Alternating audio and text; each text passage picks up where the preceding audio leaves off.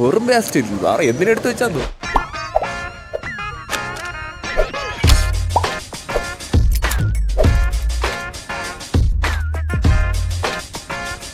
Graphics കൊണ്ട് അമ്മാനമാടിയ ഒരു horror fantasy ദൈവിക പടം കുട്ടി പിസാസ്.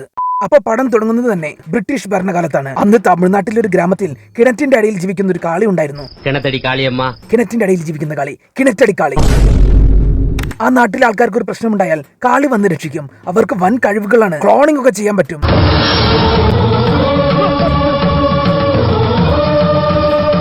നെറ്റിയിൽ നിന്ന് നാരങ്ങ വിട്ട് കാറുണ്ടാക്കാൻ പറ്റും.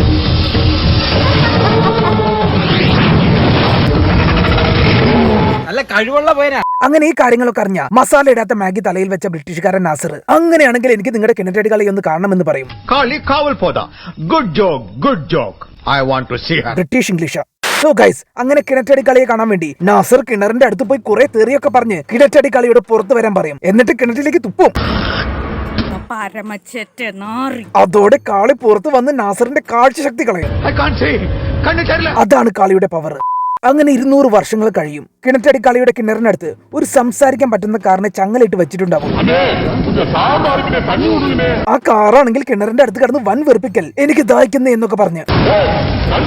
ഈ വെറുപ്പിക്കലൊന്നും സഹിക്കാൻ വയ്യാതെ കാളി ആ ചങ്ങലെങ്ങ് പൊട്ടിച്ചു കൊടുക്കും. അതോടെ ഹാപ്പി ആയ കാറ് ട്രാൻസ്ഫോമർ ആവുകയാണ്.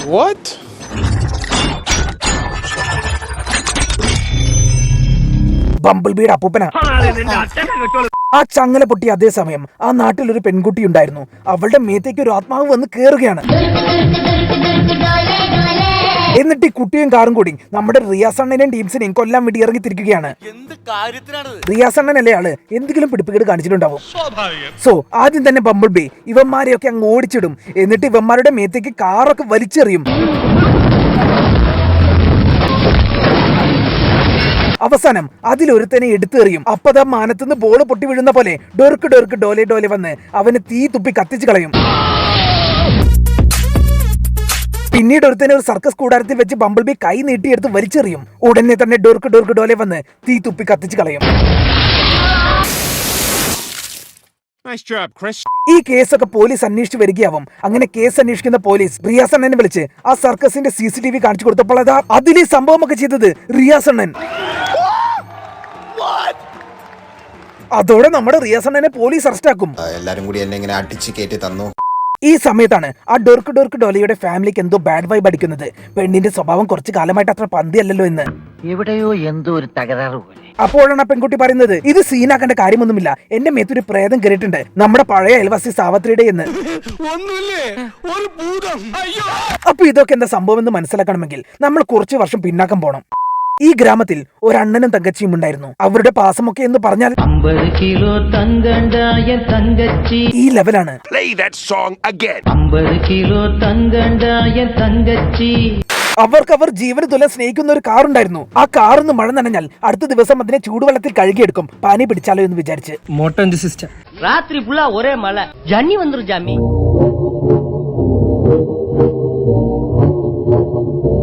അങ്ങനെ അണ്ണനും തങ്കച്ചിയും കാറും കൂടി അടിച്ചു പൊളിച്ച് ജീവിക്കുകയാവും. 50 കിലോ തങ്കണ്ടായ തങ്കച്ചി. ഒറിജിനല്ല, ഞാൻ ചെയ്തതാ. ഈ സമയത്താണ് നമ്മുടെ റിയാസ് അണ്ണനും ഫ്രണ്ട്സും ഒരു വീടിനുള്ളിൽ ഗുഹയുണ്ടാക്കി ഒരു ചെറിയ അധോലോകം സെറ്റപ്പ് ആക്കുന്നത്. ആ ഗാങ്ങിൽ ഒരുത്തിന് ഒരുപാട് മാജിക്കൽ പവേഴ്സ് ഒക്കെ ഉണ്ട്. അതായത് വെള്ളം അടിക്കുമ്പോൾ ടച്ചിങ്സ് ഇല്ലെങ്കിൽ ഒരു ഫുൾ ഷവായ എയറിൽ നിന്നെടുക്കും. നമുക്കില്ലാതെ പോയില്ല ഇങ്ങനെ ഒരു കൂട്ടുകാരനെ. അങ്ങനെ റിയാസ് അണ്ണനും ടീംസും ഇവന്റെ മാജിക്കൽ പവേഴ്സ് വെച്ച് സ്വിസ് ബാങ്ക് ലോക്കർ ഷവായ കൊണ്ടുവന്ന പോലെ കൊണ്ടുവരാൻ പ്ലാൻ ആക്കുകയാണ്. സ്വിസ് ബാങ്ക് നമ്മ 4 പേർ കാലടിയെ തേടി വരണ്ട. ബട്ട് ഗൈസ്, ആ ശക്തി കിട്ടാൻ ഇവൻ ഒരു വെർജിൻ പെണ്ണിനെ ബലി കൊടുക്കണം എത്രേ.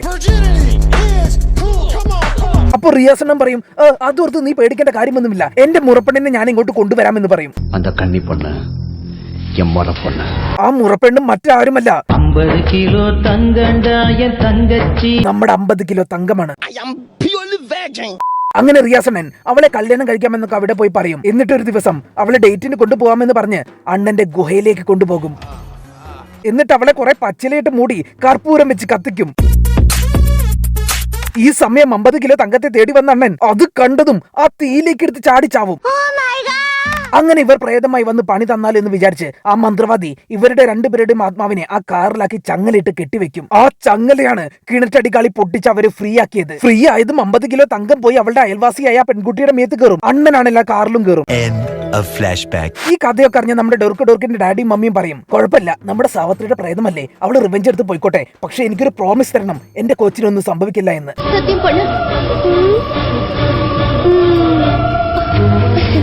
അങ്ങനെ 2 പ്രേതങ്ങളും മറ്റേ 2 ആൾക്കാരും കൊന്ന് റിയാസണ്ണനെ ജയിലിലും കെട്ടി മന്ത്രവാദിയുടെ വരവിനായി വെയിറ്റ് ചെയ്തിരിക്കുകയാവും.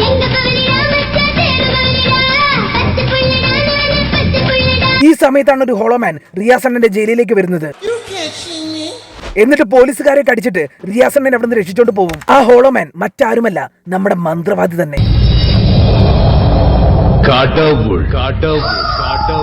എന്നിട്ട് മൂപ്പർ റിയാസണ്ണനോട് പറയും, നീ ഇനി പേടിക്കണ്ട, നമ്മളെ ഇനി ആർക്കും കൊല്ലാൻ പറ്റില്ല, ഞാൻ എന്റെ ആശാനെയും കൊണ്ടാണ് ഇങ്ങോട്ട് വന്നേക്കുന്നത് എന്ന് പറഞ്ഞ് അവന്റെ ആശാനെ പുറത്തേക്ക് ഇറക്കും.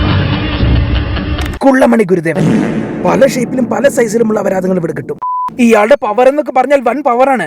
റിയാസണ്ണനെ നീരാളി വരെയാക്കും.